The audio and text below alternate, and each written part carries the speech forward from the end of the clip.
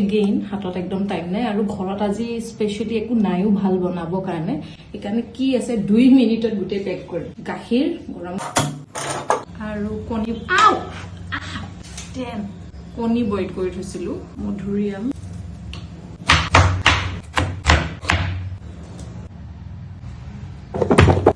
This one is my favorite. ঘৰৰ পৰা খান্দগুৰি 1 2 ভজা নাৰিকল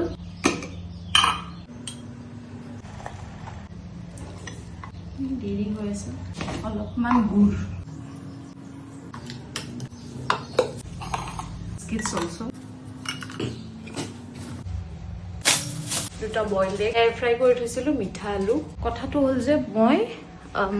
ঘৰৰ পৰা যি লৈ যাব পাৰো গুটেখিনি লৈ যাও যাতে খাব মন গলে বাহিৰত যাতে খাব লগা নহয়